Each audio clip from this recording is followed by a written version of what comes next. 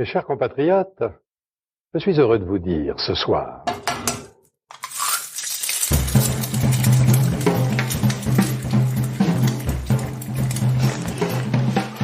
Bonjour et bienvenue dans À Poil, le podcast qui met à nu les chefs. Je suis Julie Gerbet et vous écoutez l'épisode 3 de la 3e saison dédiée à une sacrée food entrepreneuse, Delphine Plisson.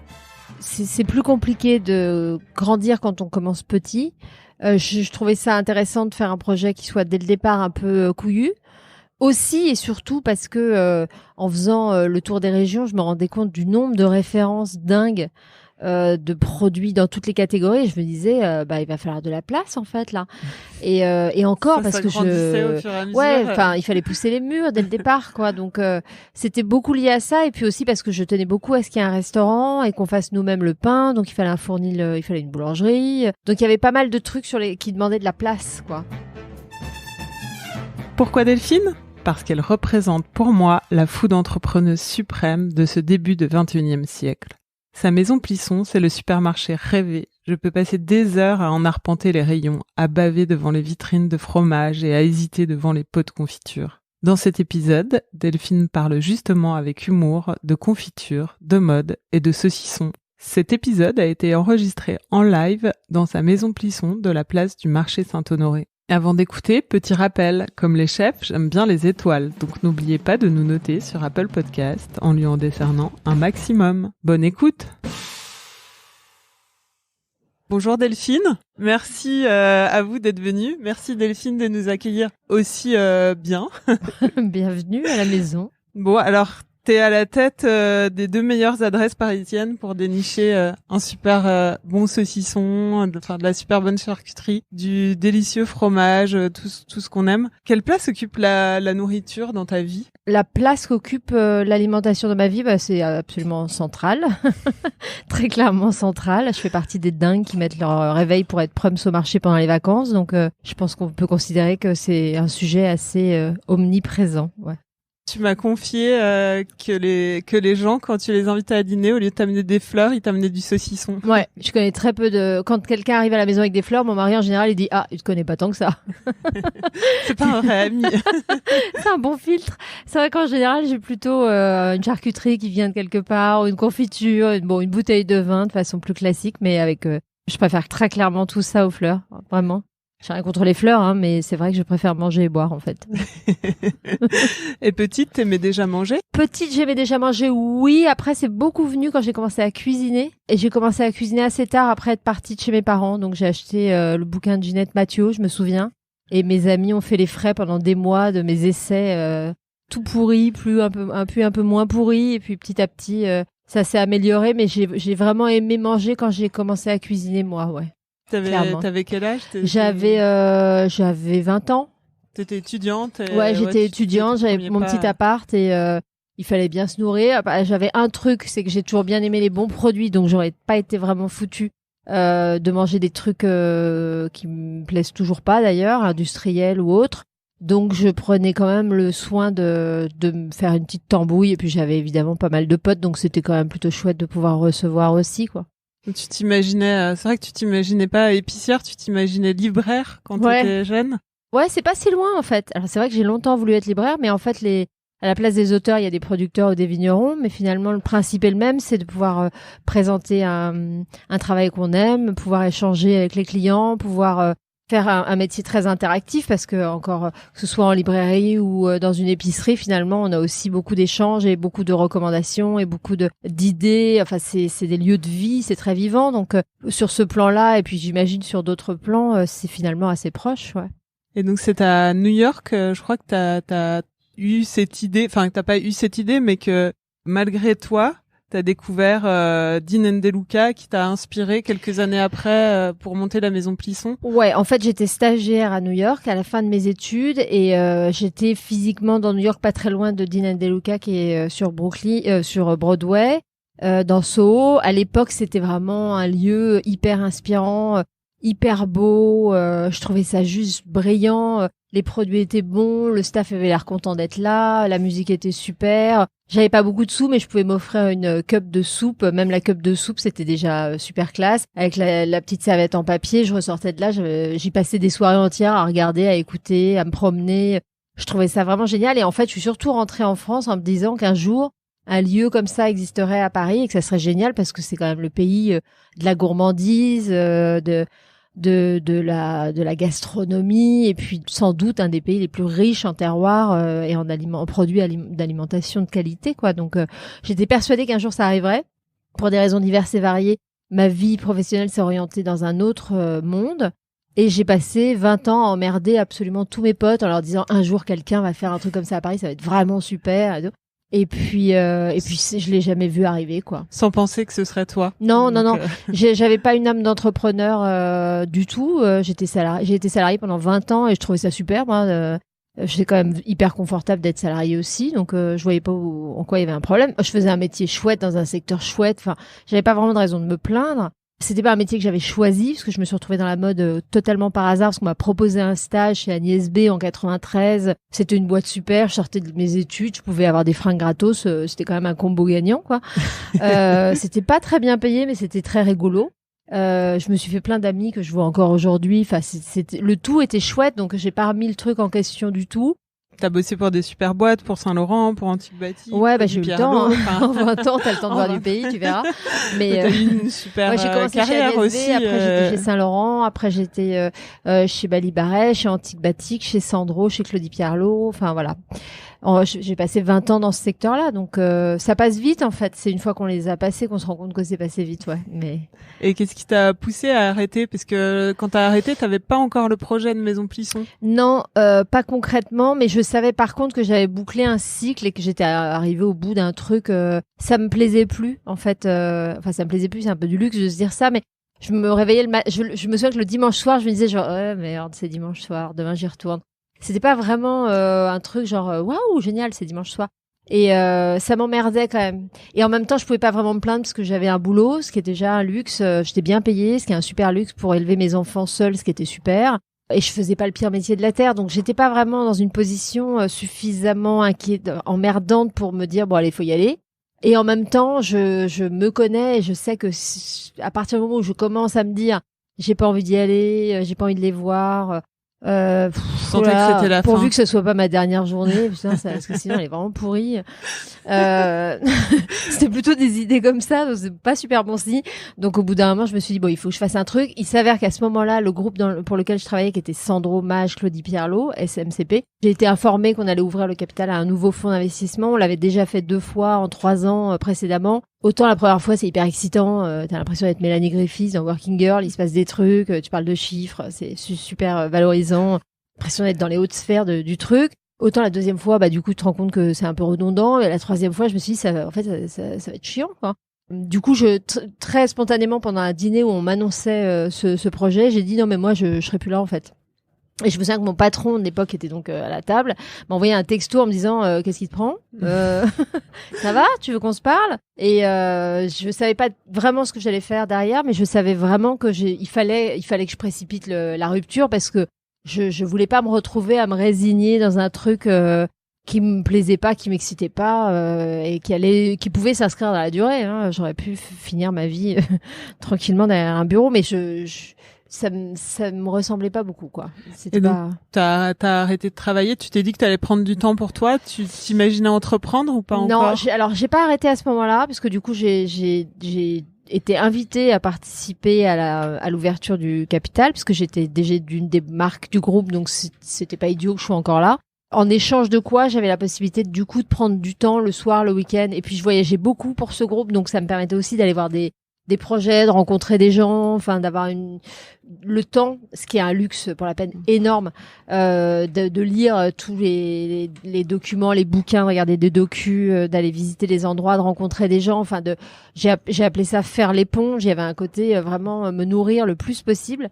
Et puis au bout de 8-9 mois, j'ai commencé à prendre des notes. Enfin, j'avais pris pas mal de notes. J'ai commencé à rédiger un projet en me disant voilà concrètement à quoi ça pourrait ressembler, ça serait où, on ferait quoi. C'était déjà à la Maison Plisson. C'était la maison Plisson, ouais. Et après, quand j'ai eu fini le book, je me suis dit, bon, je vais faire un business plan, parce qu'on va m'en demander un à un moment ou à un autre. Bon, comme j'ai une formation plutôt dans la gestion et que je dirigeais des boîtes, j'aurais été chanteuse folk, ça aurait été emmerdant, mais là, je savais quand même à peu près faire le truc. Je me suis rendu compte d'ailleurs qu'on sacralise, on dramatise vachement ce genre de truc, alors qu'en fait il y a des tutos partout sur internet, c'est pas si compliqué. Mais il y a plein de crétins qui montent des boîtes, hein, donc c'est un signe. A priori, on doit pouvoir faire un business plan facilement. Et du coup, j'ai présenté ça à mes fameux patrons de l'époque, avec qui je m'entendais super bien, qui m'ont répondu par texto en disant Mortel, super aidé, on te suit, si tu as besoin d'actionnaires, on t'accompagne.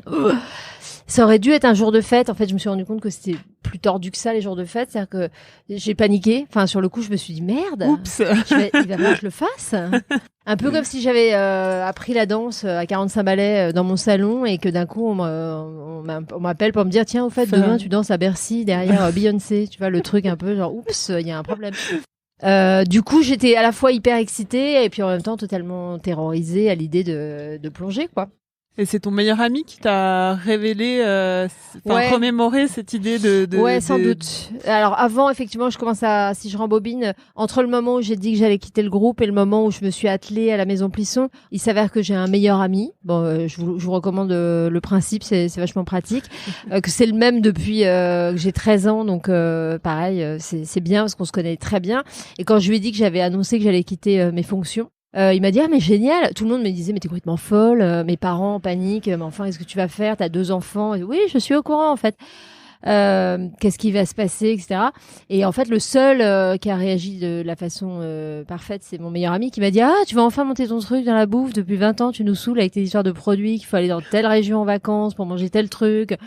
Bon tu vas pouvoir le faire toi. Et je l'ai regardé en lui disant mais non, enfin c'est pas mon métier, j'ai jamais monté de boîte, j'ai 40 balais, enfin non, j'ai pas de sous. C'était un sujet aussi, hein, des fois ça sert en fait. Ça me semblait pas à ma portée. Puis en fait, ça a quand même déclenché un truc au moins de réflexion qui a mené à tiens finalement ce fameux truc auquel je pense depuis Dîner and DeLuca. Même si le but c'était pas de faire un Dîner and DeLuca, mais de faire vraiment un lieu de vie sympa, pas chiant et pas présomptueux mais où il y aurait vraiment que des très bons produits mais à des prix normaux mais dans un lieu quand même un peu chouette quoi où on a envie de passer un peu de temps quoi. Et comment t'as su que c'était la bonne idée? Je suis toujours pas sûre.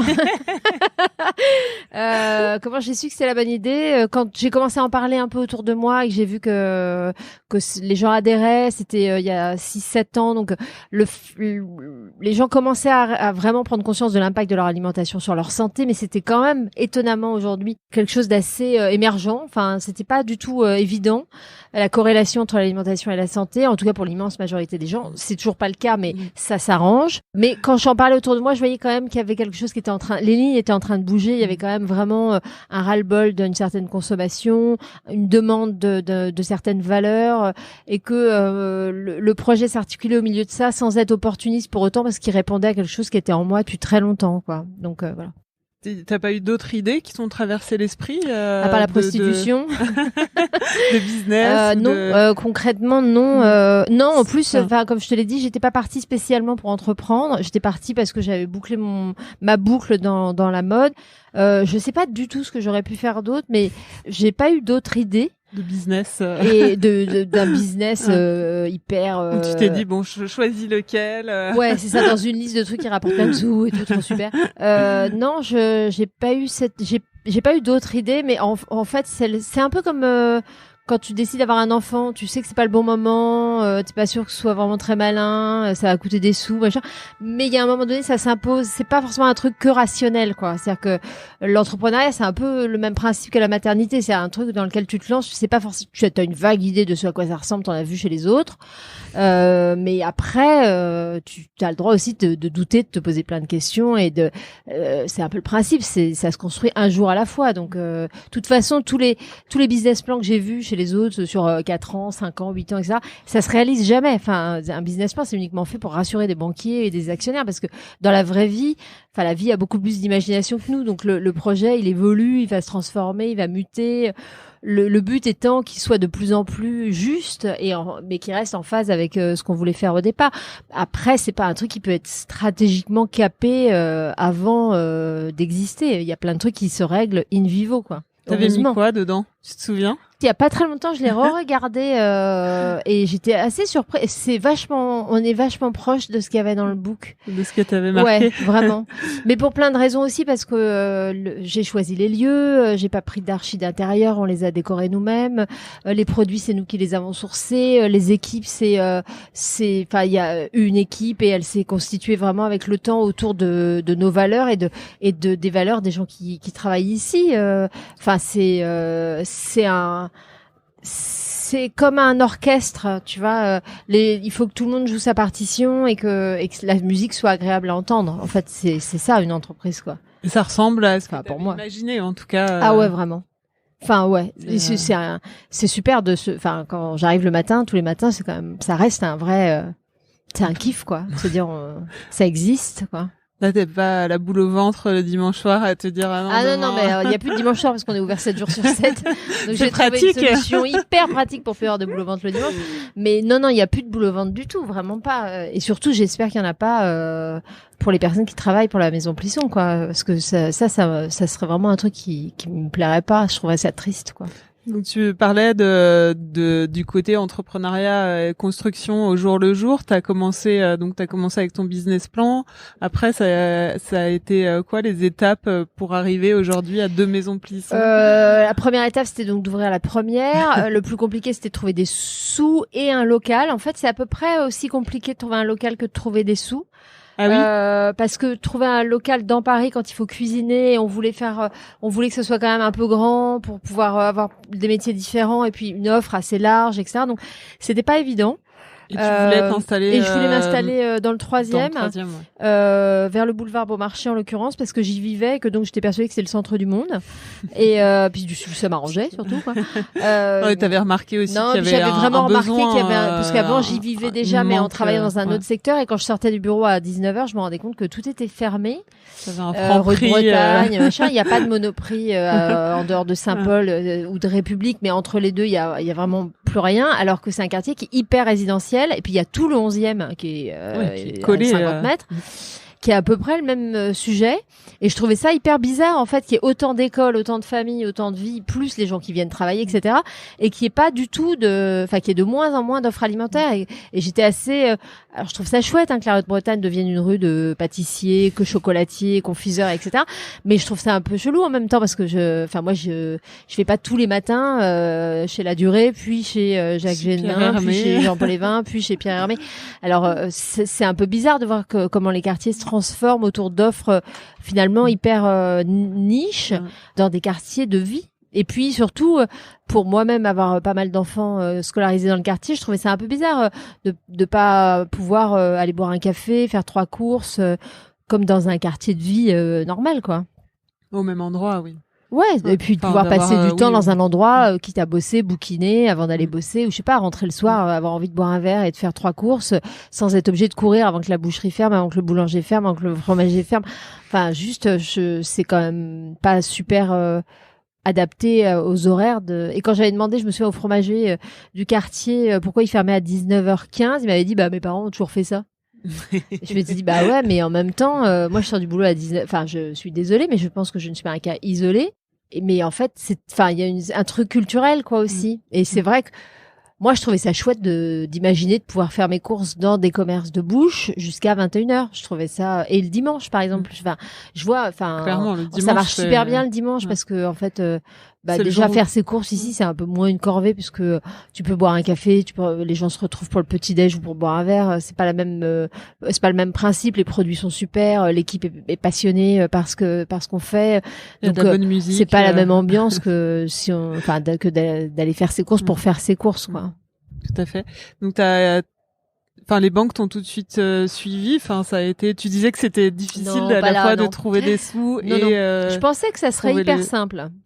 Je pensais que ça serait hyper simple, parce que comme autour de moi, Les retours étaient ouais super, c'est une super idée ce projet, etc. Je me suis dit je vais mettre une robe, je vais aller voir un banquier, je vais lui expliquer mon projet, puis je vais rentrer avec un chèque, puis comme ça je serai un local. On y va. Et en fait j'ai fait 120 rendez-vous.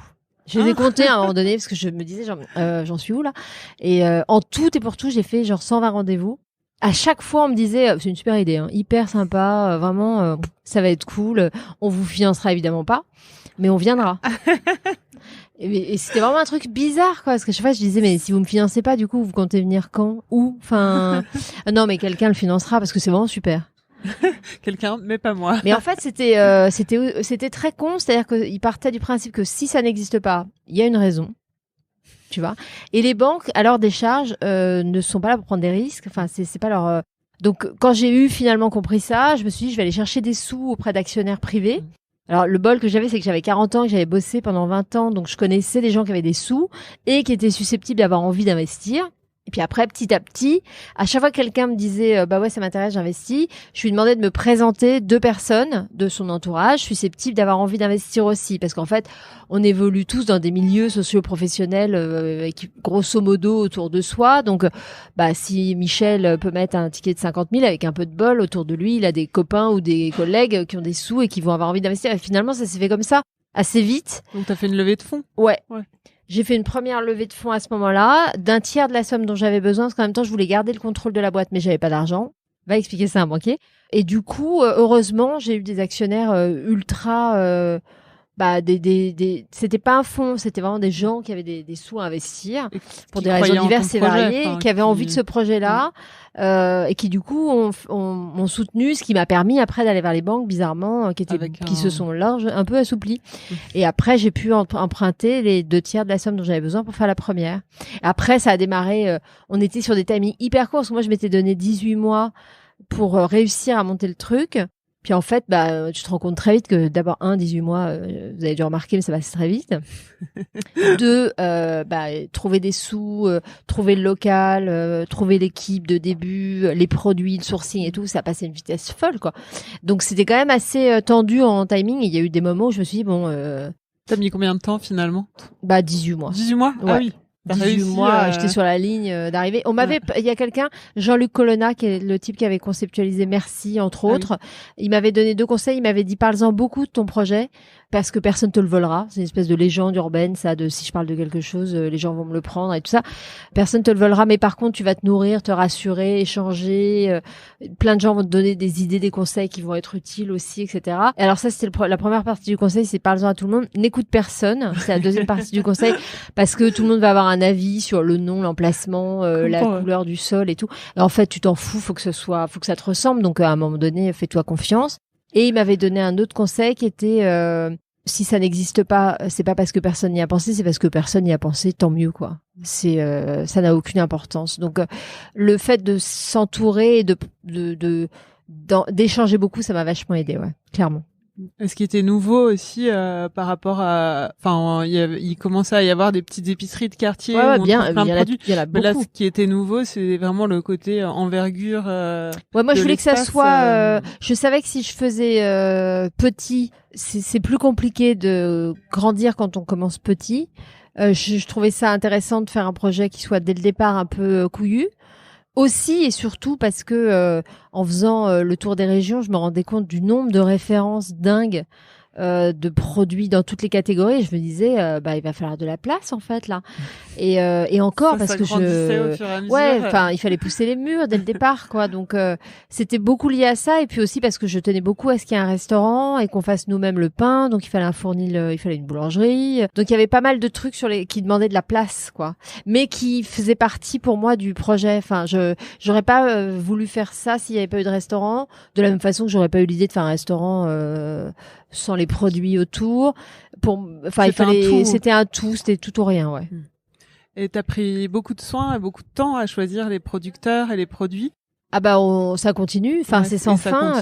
La première année, on a passé beaucoup de temps dans les régions à aller rencontrer les producteurs, les éleveurs, les vignerons. Donc pendant que tu montais, pendant que tu cherchais l'argent. Pendant que je cherchais les sous, en même temps, je partais, je faisais des road trips dans les régions, et en 3 jours, on faisait 15 dégustations par jour. Là, on a pris 8 kilos chacun. Mais quand même, c'était quand même honnêtement, ouais, c'était vraiment cool, quoi. C'était génial. Après, alors à l'époque, c'était très compliqué de se faire échantillonner parce que les producteurs nous disaient, mais vous êtes qui, vous faites quoi? Enfin, vous voulez manger gratos, en fait?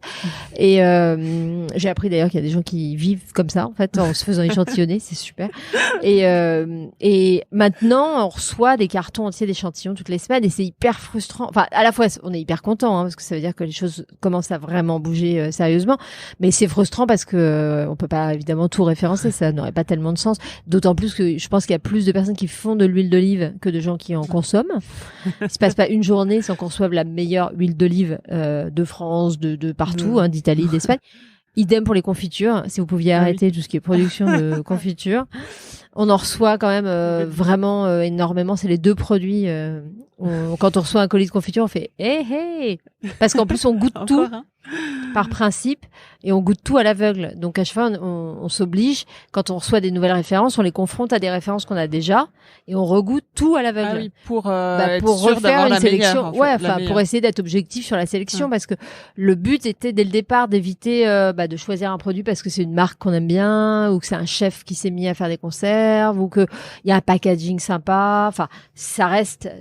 J'ai pas inventé le marketing, donc c'est un peu le principe, quoi. Le produit séduit avant d'être goûté. Je trouvais ça intéressant qu'on puisse le choisir sans le goûter. Sans le regarder. Donc ça serait cool. Mais moins non. Juste enfin, je sais pas. à l'œil. Non, juste à l'œil, c'est ça. Non, ça c'est moche, on le prend pas. Mais résultat des courses, alors, c'est un peu là inconsciemment que je voulais en venir, c'est qu'on a eu pas mal de produits au début qui étaient hyper bons mais hyper moches. Et du coup on a fait aussi tout un travail avec les producteurs pour les aider, les accompagner, etc. Parce que malgré tout, en fait tu te rends compte que plus les producteurs savent que leur produit est super bon, moins ils investissent ou ils font des efforts sur le packaging parce qu'ils sont convaincus du truc. Et nous on fait beaucoup de dégustations, on fait des dégustations tous les jours, tous les week-ends, on fait venir les producteurs aussi pour qu'il y ait un vrai échange, quoi. Et quels sont tes critères, quels sont les critères? Donc il y a le goût. Ah bah évidemment le goût en 1 quand même. Enfin en 1 c'est quand même la qualité intrinsèque du produit, tu vois. Il faut quand même effectivement, il y a un mot hyper compliqué pour dire ça, mais souvent, ça va te effectivement on ne goûte même pas les produits dans lesquels il y a des additifs par exemple. Après on n'est pas des ayatollahs du truc, hein, mais on essaie quand même de vraiment tout vérifier quand c'est bien renseigné. Après, une fois que ce filtre-là est passé, ce qui est crème déjà beaucoup, le goût bien sûr, et puis en fonction des produits, la mâche, la texture, la longueur en bouche, les arômes, l'idée qu'on s'en faisait et puis ce qu'on trouve. Alors on a des grilles de notation, c'est assez simple, tout en étant finalement pas si simplet. On est toujours au moins 4 ou 5 lors des dégustations. Ah oui. Ouais, parce que je suis pas convaincue du principe du palais parfait. Enfin, tu vois, je pense que il paraît que l'oreille parfaite existe. Le palais parfait, j'entends tellement de gens prétendre avoir le palais parfait que j'ai quand même un doute, quoi. Y compris des gens qui ont pas les mêmes goûts que moi, par exemple. Donc, je préfère qu'on soit 4 ou 5 parce que du coup, je me dis, si on est tous d'accord, il y a quand même, a priori, il y a une cohérence au moins, quoi. Puis après, évidemment, le prix, les questions d'approvisionnement, de logistique, les coûts d'approche, les DLC, voilà. Après, c'est un métier. Il y a une fille superbe, Momoun, qui fait ça chez nous depuis l'ouverture, dont c'est le métier de référencer, d'approvisionner, de gérer les stocks, voilà. Mais en tout cas, vous continuez à tout goûter, comme tu disais. Puis c'est pas la pire partie, hein. Si on pouvait faire que goûter, je pense que tout le monde serait d'accord. Et donc, on arrive à 650 producteurs, à peu près? Ouais, il y a à peu près 650, alors producteurs, éleveurs, vignerons, voilà, producteurs tout confondu, au sens à peu près, ouais. Donc 80% français, un peu plus de 80% français. Et 7000 produits à peu près? Ouais, ça varie selon les saisons, mais c'est au moins, je crois qu'on est à 5005 à Beaumarchais, on est à peu près à 6000 ou 6005 ici, ouais, à Saint-Honoré. Je regarde Anne, qui est ma voix off. Et je me demandais le nom de Maison Plisson, tu l'as trouvé 6000. Tout de suite? Le nom ou le nom? Je passe. Le nom de la Maison Plisson? Le nom de la Maison Plisson. Si je l'ai trouvé tout de suite? Oui. Paradoxalement, oui. En fait, il fallait bien trouver un nom. Je voulais surtout pas mettre mon nom de famille. Donc c'est le nom de qui? C'est le mien en fait. Oui, c'est mais entre nous, quand j'en parlais avec mes potes et quand on commençait à travailler sur le projet, on l'appelait la maison parce que l'idée c'était quand même le fil rouge, c'était la maison quoi, qu'on se sente bien, que ce soit confortable, que personne se sente exclu ou se dise c'est pas un endroit pour moi, c'est trop machin, c'est trop bidule. Donc la maison ça nous plaisait bien. Après on cherchait tous les trucs avec alimentation générale, alimentation tout est déjà ultra déposé, ça veut puis t'as la grande épicerie à Paris qui occupe un peu de place sur le marché, tout ça. Et bon après c'est compliqué aussi de trouver un nom, ne serait-ce que pour des questions de dépôt de marque. Enfin il y a un truc qui fait que non c'est déjà pris. Hein. Et il s'avère que j'ai quand même un nom de famille effectivement un peu franchouillard qui rime avec maison. Du coup c'est devenu un peu quand on en parlait dans le book, je disais la maison Plisson, mais c'était plus un repère. C'était plus un repère en fait qu'autre chose, mais un surnom un peu pour commencer. J'ai fait des soirées avec beaucoup d'alcool et beaucoup d'amis pour essayer de trouver des idées géniales à 3h du matin, et on en revenait toujours à la maison Plisson. J'ai lutté un peu en me disant c'est quand même un peu chelou quoi, il y a un côté Malkovich. J'en ai parlé à mes frères parce que j'ai quand même des frères qui m'ont dit on va attendre que tu sois riche et puis on te collera un bon gros procès. Puis j'ai toujours pas de procès donc c'est tout dire, mais du coup c'est devenu la maison Plisson et finalement c'est cohérent quoi. C'était pas un truc hyper. Maintenant ça me fait marrer. Au début quand on a ouvert le resto, les gens nous volaient les carafes et je trouvais ça hyper bizarre que les gens aient envie d'avoir une carafe avec marqué maison Plisson chez eux, parce que évidemment chez moi il y en a pas par exemple, tu vois.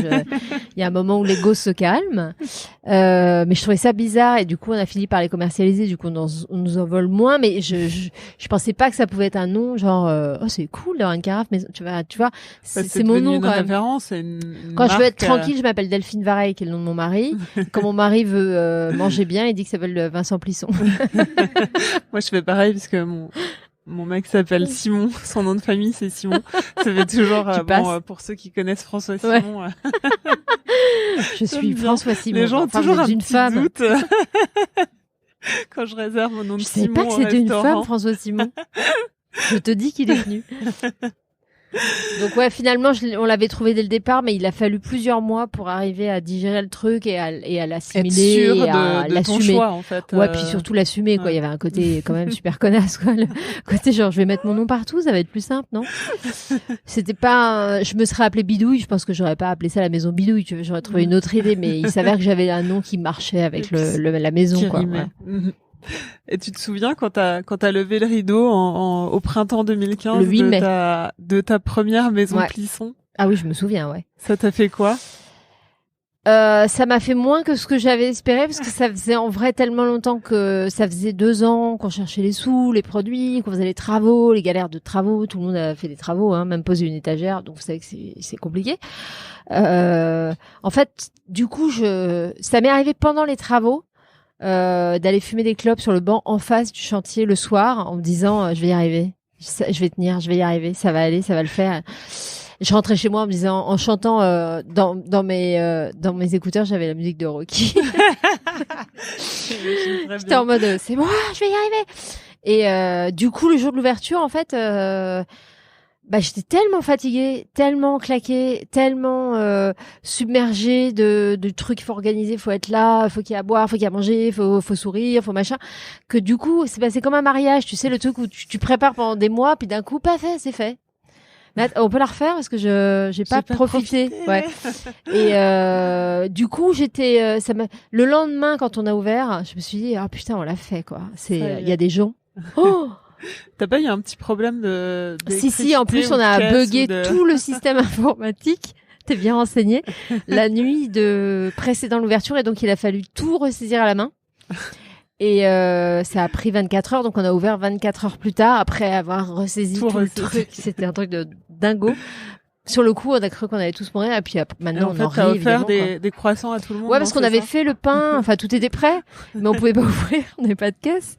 Du coup, on offrait des baguettes, des croissants, mais après coup, c'était marrant. Voilà. J'ai l'impression que t'as un truc quand même pour gérer les problèmes et que ça coule. C'est mieux si tu veux être entrepreneur, c'est mieux d'avoir une capacité de résilience, d'adaptation, un second degré, un dixième degré. Moi je panique, ça va paniquer sec dans les rangs. Non, j'ai pas du tout les moyens de paniquer. Et puis c'est quand même un truc. Puis j'ai 5 enfants à la maison, donc j'ai de l'entraînement. Tu paniques pas comme à chaque fois qu'il y a un problème, sinon tu fais que ça en fait. Donc non. Ça t'aide à gérer. Bien sûr. Ouais, c'est un tout. Et puis après, c'est une question de tempérament. On n'a pas tous le même tempérament. Moi, je suis fatigante, hein, donc il faut quand même. J'ai fait du sport petite parce qu'il fallait quand même m'occuper. Maintenant, j'ai les maisons plissons, c'est pareil. Ouais, t'as fait de la natation. Ouais. Au niveau où... Je fais de la natation en compétition. J'étais championne d'Île-de-France de papillon. Je crois que je suis née avec ces épaules. Personne ne naît avec des épaules pareilles. C'est ridicule. On me demande toujours de déplacer des pianos. Bon, et l'emballement médiatique à l'ouverture, tu l'avais prémédité, ça serait génial de préméditer ça. Écoutez, vous me mettrez la couve du truc. Je vais prendre 8 pages dans le L. Non, ça se prémédite pas. Ça se travaille un peu quand même. Ça se travaille bien sûr. Ouais. Après, alors ça se travaille évidemment, c'est un métier. Hein. Il y a des gens dont c'est le métier. RP, Melchior dans notre cas, qui nous accompagne depuis avant l'ouverture. Mais ça s'organise, ça s'espère, parce qu'après c'est pas le tout d'en avoir envie. Il faut que les journalistes en aient envie aussi. Puis après il y a de la chance. Beaucoup finalement. Parce qu'à ce point-là. Alors il y a eu beaucoup de chance dans notre cas. Aussi, mais c'est vraiment aussi lié à la chance. C'est-à-dire qu'il y avait un projet qui s'appelait La Jeune Rue qui devait ouvrir pas très loin et à peu près au même temps et qui finalement il y avait eu beaucoup de presse autour de La Jeune Rue. Finalement ça n'a pas eu lieu. Donc je pense que les médias du coup ont eu envie de parler d'un truc qui existait en vrai. Tu vois, de communiquer sur un truc factuel. Ça a joué. Je suppose qu'il s'est rien passé de grave en France cette semaine-là. Enfin, tu vois, je me souviens pas, mais j'imagine que sinon ça serait passé à l'as. Johnny Hallyday n'est pas mort. Johnny Hallyday n'est pas mort cette semaine-là, ce qui était plutôt cool, et pour Johnny Hallyday et pour nous. Mais en fait, c'est un concours de circonstances. Et puis après, en fait. Une fois, on avait eu 2 articles incroyables. François-Régis Gaudry avait écrit un article de 8 pages dans l'Express Style qui était vraiment, enfin, je veux bien qu'on le lise le jour de ma mort. Il y a un côté, c'est tellement beau. Enfin, je le lisais en me disant, mais de qui il parle? Je trouve ça, elle a l'air hyper sympa. J'avais envie de m'auto-rencontrer, tu vois. Donc je sais que c'était un peu mieux que la réalité, mais c'était super. Et le L aussi, le L, c'est une super moi. Le L avait, au départ, je m'étais dit, ça serait génial qu'on ait un petit truc dans le L. Enfin, j'ai une espèce de fantasme de nana de 45 balais. Ça serait cool qu'on ait un truc dans le L. Et puis, plus ça avançait, et plus elle nous disait, ça, on fera faire 1 page, peut-être même 2 pages. C'est dingue. Et en fait, ils ont fait genre 6 pages, un truc comme ça. Ce qui était fou, on a eu le Grazia. Puis après, c'est vachement ambigu parce que ça s'emballe et puis je connais aucun chef d'entreprise avec autant de salariés, autant de producteurs derrière qui vous dira non mais moi je préfère qu'on n'en parle pas. Je préfère être discret, enfin vraiment ne parlez pas de nous, on va se débrouiller, enfin on fera ça tranquille. Ça prendra le temps que ça prendra. Enfin, je suis désolée, mais bien sûr que c'est un plus d'avoir de la com. Après, c'est ambigu parce que ça crée un truc qui peut être hyper déceptif aussi, parce que les gens s'attendaient. J'entends des gens qui disaient, mais c'est plus petit que la grande épicerie de Paris. Oui, 10 fois plus petit environ, quand même. Et du coup, ça crée un truc qui est vachement ambigu, mais qui est forcément... Je pense que je te dirais la même chose si j'étais la fille d'Isabelle Adjani, en moins bien quand même, mais la fille d'Isabelle Adjani. C'est-à-dire que ça ouvre des portes d'avoir un nom ou qu'on parle de toi, mais c'est pour autant tout le boulot reste à faire quoi. Donc derrière il faut pas décevoir. Et je dirais même il faut travailler encore plus parce que du coup les attentes sont encore hyper rapides, il faut être réactif, il faut être c'est un truc très ambigu mais évidemment qui aide énormément. Enfin, faudrait être un peu con pour dire le contraire quoi. Bon, on va faire une petite pause. C'est l'heure de l'aller-retour. Non, c'est juste l'heure de l'aller-retour. Mon questionnaire rapide. Non. Je vais te demander ton âge. 47 et demi. Non, 48 dans 3 semaines, attends. 48 dans 3 semaines. Ton signe astrologique. Je suis Cancer. Ton plat signature. Le pot-au-feu. Ton plat préféré. Oula, ça dépend des saisons. En ce moment, j'aime tellement de trucs, c'est un scandale. Le vol au vent. Le chef que tu admires le plus. Beaucoup. Restaurateur. C'est des complémentarités. Je pourrais pas te citer une personne, c'est vraiment nul. J'ai il y en a plein. J'aime tous les chefs qui aiment vraiment leur métier. En fait, je dirais ça. C'est qu'ils le font pour les bonnes raisons et qu'ils le font en étant derrière les fourneaux et en étant à fond. Mais vraiment, enfin, Hervé Bourdon du Petit Hôtel du Grand Large qui est en ce moment en résidence chez nous, mais qui est en résidence parce qu'on l'adore. Mais enfin, ça serait con de te donner des noms comme ça. Enfin, des gens qui incarnent cette passion-là. C'est un métier de passion, quoi. Ton ingrédient préféré? Le champagne. Mon ingrédient préféré, le sarrasin. J'en utilise beaucoup, j'adore ça, j'en mets dans beaucoup de choses. Grillé, toasté, en sirop, en tout, j'adore. Pour le côté breton. Ouais, ça va être mon côté breton Japon. Ton ingrédient détesté? La banane. Ah, moi aussi. C'est vrai? Je déteste les bananes. Je déteste ça, je comprends pas l'intérêt. J'aime pas du tout. Enfin, voilà. C'est pas très grave, hein. Je pense qu'on peut vivre sans banane, en fait. Ton ustensile fétiche? La pince. J'ai plein de pinces. Je cuisine avec des pinces. Tu sais, les pinces. À la japonaise, un peu. Ouais. Je cuisine qu'avec ça, j'adore ça. J'en ai plein. Ton dernier meilleur repas? Mon dernier meilleur repas, j'étais chez des copains ce week-end et c'était super parce que c'était des trucs hyper simples de saison. On était en Corse en l'occurrence, c'était que des trucs qui venaient du coin et c'était tuerie totale. Celui d'avant, je dirais celui d'Hervé Bourdon quand même parce que j'ai une tendresse infinie pour ce chef. Ouais. Et quel est le resto ou lieu que t'aurais aimé ouvrir? Un endroit comme ça où tu te dis et pourquoi je l'ai pas fait du coup? Non, parce que quelqu'un l'a déjà fait. Parce que quelqu'un l'a déjà fait. Oui. Que j'aurais aimé ouvrir, un lieu que j'aurais aimé ouvrir à part à part la maison Plisson.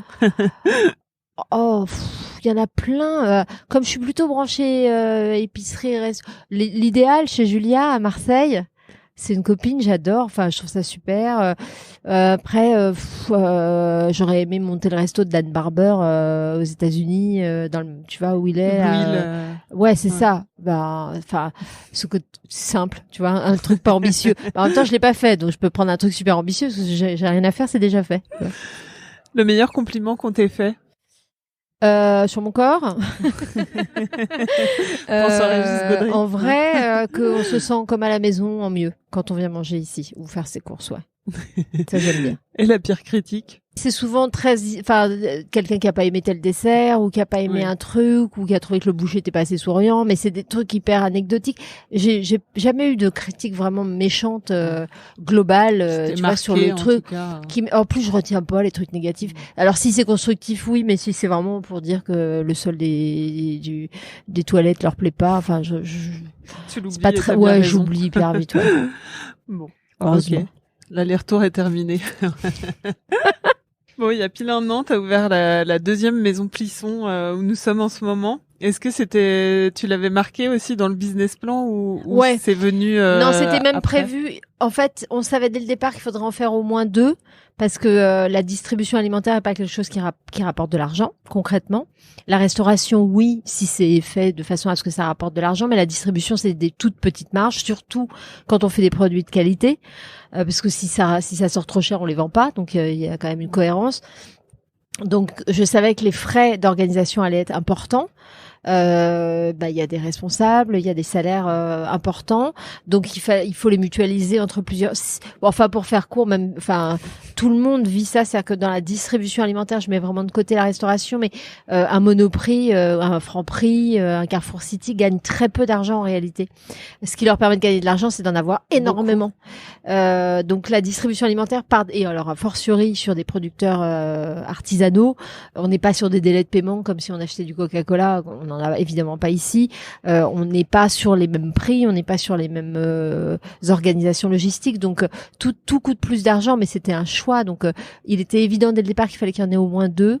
Et après, il a fallu la trouver et ça a pris du temps, toujours pour les mêmes raisons. Puis il a fallu la financer, rebelote.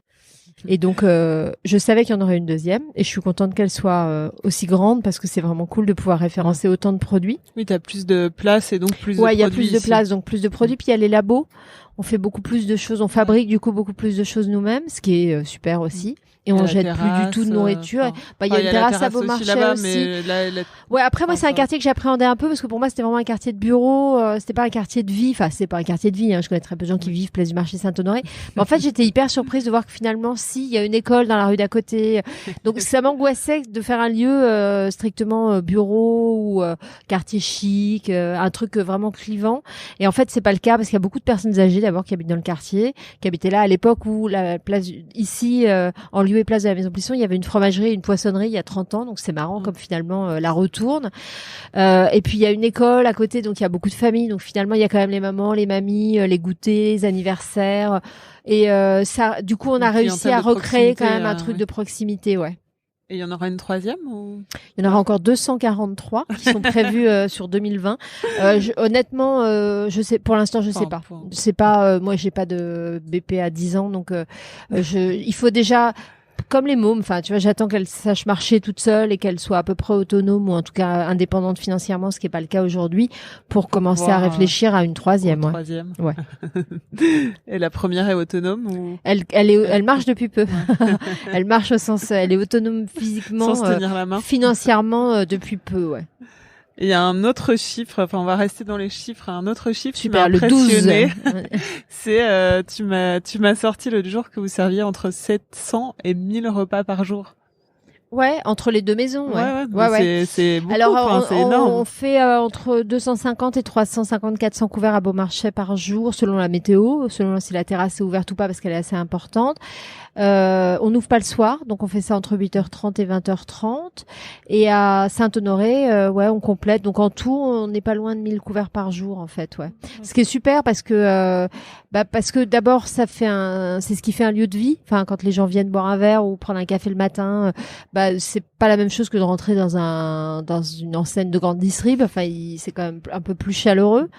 Et puis ça permet de pas du tout jeter de nourriture. On a zéro casse en fruits et légumes, en boucherie et compagnie, parce que du coup tout passe au restaurant.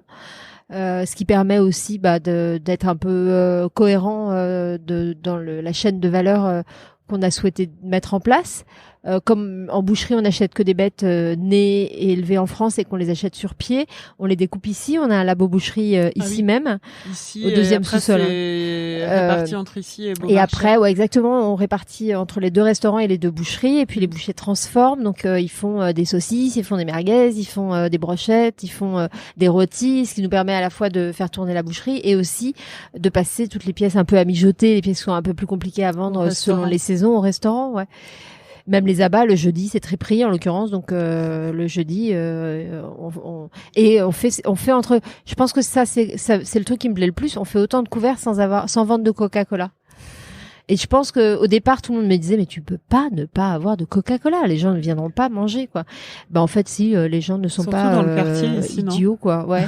Puis surtout si t'as vraiment envie de boire un Coca-Cola, enfin, tu devrais pouvoir en trouver un facilement autour. Mais chez nous, il y en a pas et ça fait partie. On est parfois un peu radicaux dans certains trucs comme ça, mais je trouve ça. Enfin, de la même façon que notre takeaway, l'emballage, on a éradiqué tout l'emballage en plastique, on est passé à la fécule de maïs, au carton. Et enfin, je trouve que voilà, c'est intéressant d'essayer de faire de notre mieux, en tout cas, dans cette direction. Mais en tout cas, il y a une vraie intelligence, comme tu dis, pour tout. Intelligence, je sais pas, mais en tout cas cohérence, mais c'était le principe. Le resto permet ça, bien sûr, et aussi d'optimiser nos marges. Bien évidemment que tu gagnes mieux ta vie avec un restaurant, mais d'un autre côté, ça coûte plus cher aussi. Il y a plus de personnel. Enfin, après, c'est des points d'équilibre à trouver. Il y a 11 métiers différents ici, donc on passe notre temps à essayer de trouver des points d'équilibre. C'est le principe, quoi. Et il y a combien d'employés sur les deux maisons? 120 à deux près, je dirais, cette semaine. 120, ouais. Ça va que t'es comment? T'es quel genre de patronne avec eux? Faudrait demander aux salariés. Je peux dire que je suis une patronne présente, déjà. Du lundi au samedi, c'est ça? Ouais, je suis là du lundi. Je suis à Beaumarchais le matin tôt. Après, je viens à Saint-Thau toute la journée. Je reste parfois le soir, sinon je retourne à Beaumarchais. Et le samedi, je suis à Beaumarchais. Et le dimanche, uniquement s'il y a besoin, sinon je suis off, ouais. Mais, des fois, je viendrai bien, mais je ne peux point. Mais, non, je dirais présente et j'espère être, je crois beaucoup je crois que j'ai été salariée 20 ans, donc je sais quels sont les patrons que j'ai respectés et pourquoi. Tu vois, je crois à l'exemplarité et puis à la valorisation, quoi. J'ai pas du tout envie d'autre chose, quoi. Et tu te sens bien comme entrepreneur? Ah ouais, ouais, j'aime bien ça. Toi qui te rêvais pas entrepreneur. Non, en fait, je trouve ça vraiment chouette parce que je peux m'en prendre qu'à moi-même si je fais des conneries, mais d'un autre côté, quand ça marche, du coup, c'est quand même assez valorisant aussi de se dire que on arrive à apporter le truc et à faire en sorte que les 120 salaires soient payés à la fin du mois, les 650 producteurs aussi, les banques aussi, même si on gagne pas de sous, parce que très concrètement, pour l'instant, le projet n'est pas encore complètement rentable. On fait Enfin, j'entends beaucoup de gens donner des conseils, avoir des idées sur ce qu'il faudrait faire ou pas. Nous, on est dans le concret, quoi. On fait les choses, quoi. Donc, moi, ouais, je trouve ça vraiment super que les producteurs puissent proposer leurs produits ici et soient payés correctement en échange. Que du coup, les clients puissent avoir accès à ces produits-là et puissent faire le choix d'une alimentation en phase avec ces valeurs-là, et qu'il y ait des salariés qui soient impliqués et qui rentrent chez eux le soir en se disant bah ouais, j'ai fait un truc utile de ma journée, quoi. Donc ça me semble être plutôt agréable à assumer, même si c'est pas facile, mais enfin les boulots faciles sont pas forcément les plus intéressants, hein. Et tu te présentes comment? C'est une question que j'aime bien poser quand on te connaît pas et qu'on te demande ce que tu fais comme métier. Je suis épicière. Épicière, ça te va bien? Je trouve ça j'adore. Je trouve ça tellement chouette d'être épicière. En vrai, je suis épicière parce que ce que je fais le plus au quotidien, c'est de la gestion. Il y a quand même 650 fournisseurs, il y a beaucoup de comptabilité, il y a beaucoup de banques, il y a beaucoup de... tout est quand même... Mais en fait, on dit souvent, quand un truc est compliqué, on dit c'est un vrai métier, c'est un vrai travail d'épicier, quand c'est minutieux, précis, etc. Et mon vrai métier, c'est quand même ça. Donc, épicière au sens aussi... j'ai la tête dans le guidon, je fais que dans le détail... Après, ce que je préfère faire, c'est être dans le magasin et pouvoir être avec les équipes et rencontrer les clients et discuter. Mais dans les faits, la majeure partie de mon temps n'est pas dédiée à ça, non. À quoi ressemblent tes journées? Ah, n'importe quoi. Ah ouais. Non, alors franchement, j'ai évidemment pas de journée type, mais je me lève très tôt, je m'occupe de mes mômes, après, plus ou moins. Après, je passe à Beaumarchais, dire bonjour, voir si tout se passe bien jusqu'ici, puisque les boulangers arrivent très tôt le matin, les bouchers aussi, les cuisiniers aussi. Je regarde si les arrivages sont OK. Après, je prends mon scooter. Si tout va bien, j'ai le temps d'aller faire 1 heure de pilates, mais alors là, c'est la version totalement romancée du truc. Ça m'arrive de temps en temps, mais c'est assez rare. Du coup, j'arrive ici, je dis bonjour à tout le monde ici, je fais la même chose, je regarde si tout est en place, si tout le monde est là, si tout le monde va bien, si les produits sont là, si on est prêt pour l'ouverture. On ouvre à 8h30. En général, j'ai 1 ou 2 petits-déj, banquier, journaliste, avocat, projet, personne de l'équipe, voilà, ça me tient un bout de la matinée. Après, je vais au bureau faire mes tableaux Excel favoris. J'ai rarement le temps de déjeuner, mais j'essaye de prendre le temps d'aller déjà en cuisine avant le service pour être sûr que tout va bien, etc. On discute le matin en arrivant du plat du jour et puis tout ce qui est à la carte, c'est des choses sur lesquelles que j'ai goûté, que j'ai validé, parfois que j'ai inspiré.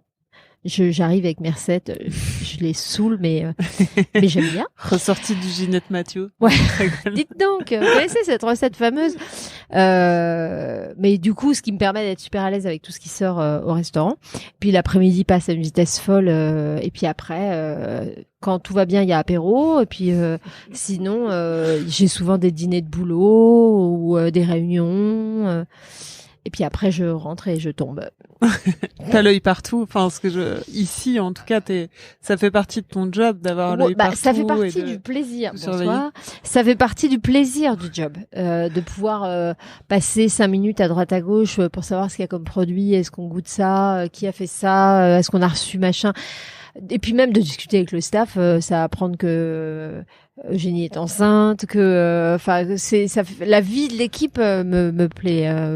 C'est ce qui me plaît le plus. Moi, à la base, je suis un chien de meute. Je suis pas du tout un loup solitaire, quoi. C'est ce qui me plaît, c'est avant tout les gens, c'est les producteurs, les salariés, et par extension les actionnaires avec qui j'ai de super bonnes relations, parce que c'est chouette aussi de pouvoir échanger avec eux sur plein de trucs.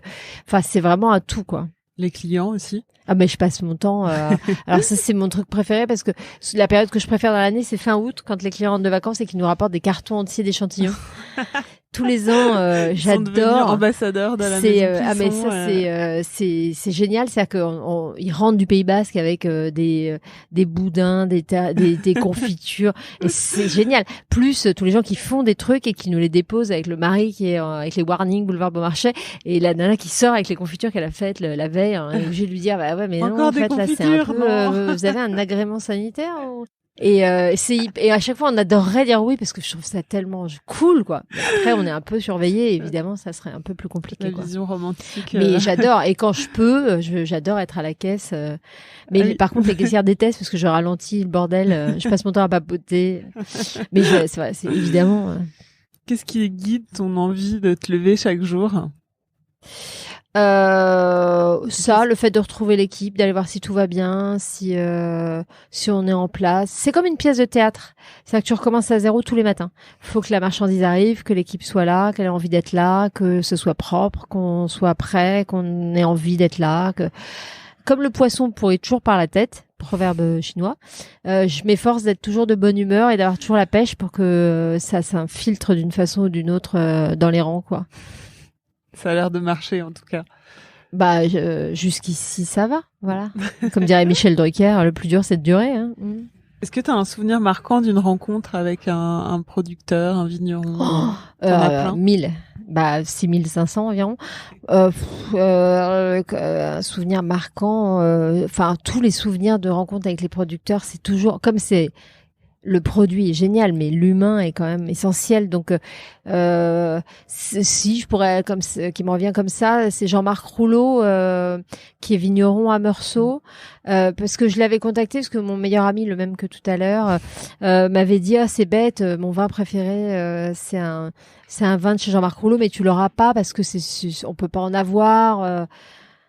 Et du coup, moi, j'ai écrit à Jean-Marc Rouleau. Enfin, j'ai trouvé le numéro de portable de Jean-Marc Rouleau à force de chercher, tu vois.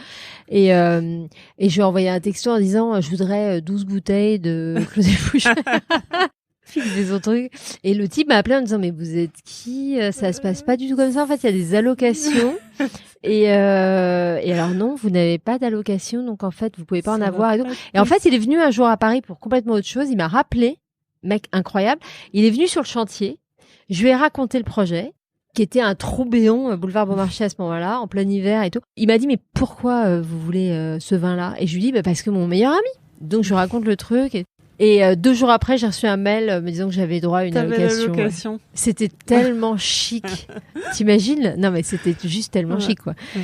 On en a bu une, du coup, le soir de l'ouverture, tu penses? Je crois que j'adore. J'ai été cité dans Les Gouttes de Dieu, ou je sais plus, mais c'est effectivement un vigneron...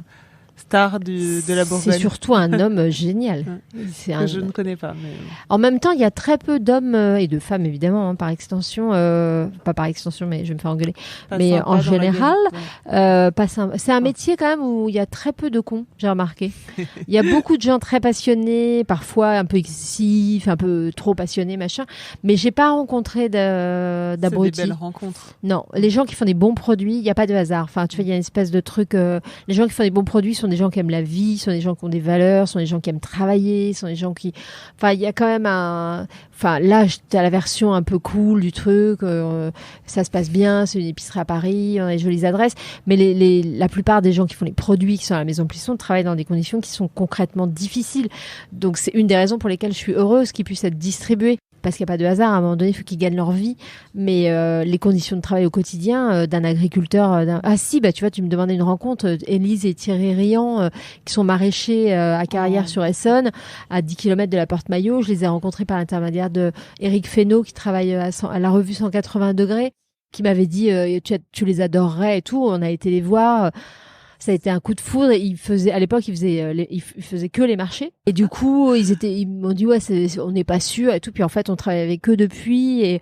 C'est quand même génial de pouvoir, soutenir concrètement, en fait.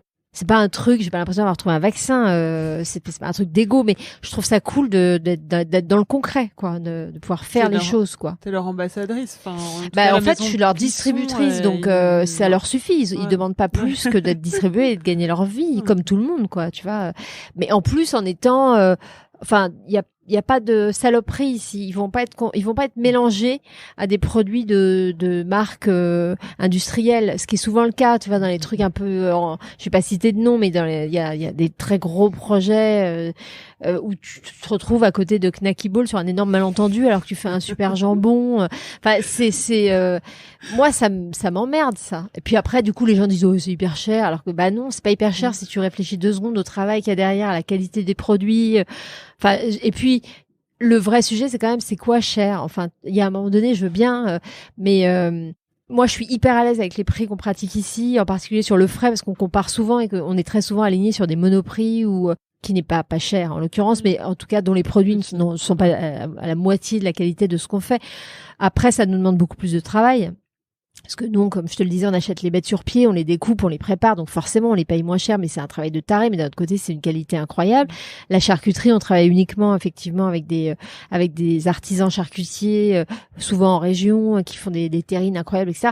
On a une qualité de produit qui est insensée, et surtout qui est à la fois qui fait son boulot, c'est-à-dire qu'on a un peu mis de côté le fait que manger ça devrait être une source de plaisir, c'est quand même un sujet, on mange 2 à 3 fois par jour, ce serait pas débile qu'on prenne un peu de plaisir, et puis c'est notre santé, enfin très concrètement ton aliment est ta première médecine, pour citer bref, on s'en fout, mais dans les faits fille qui se met à faire des citations, un truc hyper flippant, dans les faits c'est quand même un sujet de se dire que c'est quand même notre santé. Donc le fait qu'on ait des pubs pour des soldes sur les yaourts ou sur le jambon, enfin moi je trouve ça hyper violent quoi. Sans parler, si tu penses 2 secondes aux mecs qui ont fait les yaourts et le truc derrière quoi. Enfin donc non, je pense que mal manger coûte très cher, y compris à la société, à l'environnement et compagnie.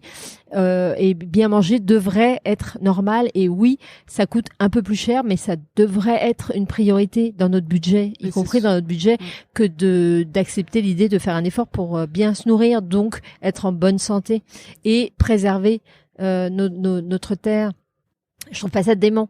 On sait que dans les années 60, le budget alimentation d'une famille française, c'était 30% de ses revenus. C'est surtout que ça aujourd'hui, c'est 14%. Ouais. Et on trouve ça hyper normal, en fait. Moi, je vois pas. Enfin, entre temps, on a découvert qu'il fallait acheter des iPhones et porter des Nike, donc ça a un peu bousculé l'organisation des budgets, c'est sûr. Mais c'est quand même délirant qu'on considère le budget alimentation comme ça a jamais coûté aussi peu cher. Anecdotique. En fait. Ah non, ça a jamais coûté aussi peu cher. C'est pour ça que les gens ils trouvent ça normal et ils trouvent ça cher. Bah, non, mais ce qui est dingue, c'est qu'en fait, les gens, comme tu dis, ne mangent pas mieux qu'avant. Ils mangent éventuellement plus, mais ils mangent beaucoup moins parce que les produits transformés qu'on trouve dans les supermarchés ne sont absolument pas nourrissants. Ils sont éventuellement transformés de façon à être un peu agréable en bouche, mais ils ne remplissent pas du tout leur fonction de nourrir. De nourrir et de protéger, ce qui est quand même un petit peu le sujet quoi. Donc le sujet de l'argent pour moi est indécent dans la mesure où commençons par respecter les terres et les producteurs, faisons peut-être un effort sur nos budgets pour avoir un minimum de respect pour notre santé et pour la santé de nos proches, de nos enfants, etc. Et en tout cas moi je suis hyper à l'aise avec les marges qu'on fait ici, donc j'ai pas du tout l'impression de me rincer sur le dos ni des producteurs ni des clients, ça c'est absolument certain quoi. Bon, c'est quoi la recette du succès d'un établissement comme celui-ci ? L'opiniâtreté. Le travail, l'opiniâtreté. Y a pas de recette, quoi. Ouais. On vient souvent on te sollicite souvent pour avoir des conseils. Tu dis que tu faisais des rendez-vous des fois pour des projets, etc. Ouais, ça m'arrive. Souvent. Soit parce que je suis une femme. Très à la mode en ce moment. On me demande souvent. Alors en fait, au début j'étais un peu contrariée parce que je me disais mais je suis pas une femme entrepreneur. Enfin c'est bizarre cette catégorie quoi. En fait j'ai compris. Du coup je refusais souvent les conférences pour les femmes entrepreneurs et ça. Entre-temps, j'ai compris grâce à une amie, une banquière qui est devenue amie, qu'en fait, il y a que 14, je crois, ou 15, enfin, je sais pas le chiffre exact, mais vraiment nul, de boîtes qui sont créées par des femmes en France en 2019, quoi. Ah oui. Et c'est pas parce qu'elles ont pas d'idée ou qu'elles sont cons, c'est juste parce qu'il y a quand même encore plein de blocages culturels, sociaux, familiaux, etc., qui font que ça reste quand même compliqué. Enfin, ça reste compliqué, qu'on le veuille ou non. Mais après, il faut avancer, il faut lutter, ça va se décanter, mais du coup c'est quand même un sujet. Du coup je refuse rarement un café à une nana qui va m'envoyer un mail en me disant qu'elle voudrait avoir mon avis ou un truc. Après malheureusement Je peux pas prendre des cafés, sinon ça devient mon métier en fait. Non, j'adorerais, mais enfin non, en fait j'adorerais pas d'ailleurs. J'aime bien le faire de temps en temps, mais évidemment, c'est souvent d'ailleurs, c'est des échanges super intéressants pour eux, pour eux j'espère, mais en tout cas pour moi, parce que c'est toujours super intéressant d'être confronté à des énergies de construction, d'envie, etc. C'est toujours galvanisant, quoi. Et tu parlais de quelqu'un, j'ai oublié son nom, Colonna. Ah oui, Jean-Luc Colonna. Colonna qui t'avait donné deux conseils. Bah oui, mais c'est aussi pour ça que je le fais. Et avant lui, d'autres personnes. Ah bah d'abord, je trouve ça. Alors, je donne pas des conseils parce que d'abord, qui suis-je pour donner des conseils déjà, mais en deux aussi parce que en vrai, les conseils ils sont valables si tu connais très très très bien la personne. Après, il y a tellement de paramètres, le tempérament, l'environnement, les moyens. L'ambition réelle. Enfin, il y a tellement de paramètres qui t'échappent quand tu rencontres quelqu'un 1 heure que tu peux pas lui dire tu devrais faire ci, ça, ça. Puis il y a pas enfin, tu vois, s'il y avait une recette, je l'aurais appliquée, tout le monde l'appliquerait, ce serait super simple. Chacun doit construire son truc. Bah, tu vois, tout à l'heure, je faisais le parallèle avec la maternité, mais c'est comme si t'accouchais qu'on disait alors il va falloir faire ça, ça, ça. Bah, il y a des bouquins entiers, hein. Mais quand tu les lis, tu te rends compte que c'est complètement con. Enfin, tu vas te faire confiance et puis tu vas avancer. Le seul conseil que je pourrais donner, c'est si vous y tenez vraiment beaucoup, vous allez y arriver, mais ça va vous demander énormément de travail, de courage. Tu dis alpiniste, hein, c'est un truc, faut pas lâcher, faut traverser les tempêtes, faut se relever, c'est pas simple, mais si c'était simple, est-ce que ça aurait autant d'intérêt? Enfin, vous avez 4 heures. J'ai l'habitude de demander une recette de la maison à mes invités. Qu'est-ce que tu fais, toi? Je ferais une salade d'artichaut, tu vois, crue à la mandoline avec mariné dans de l'huile d'olive, du sel, du jus de citron avec un peu de copeaux de parmesan dessus et un verre de blanc. Parfait. Le verre de blanc, pas pour les enfants. Bon, on y est déjà. Dormez bien. Suivant les circonstances. Bah, merci beaucoup à tout le monde d'être Merci à venu. tous et à toutes. Merci beaucoup. Delphine. Merci beaucoup.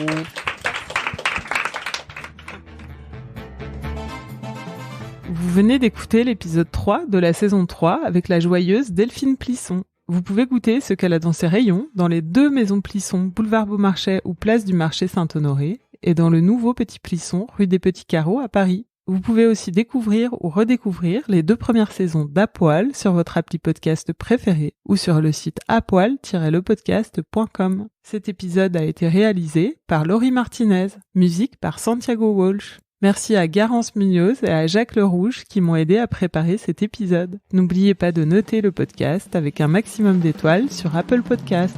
On se retrouve dans 2 semaines pour un nouvel épisode d'Apoil.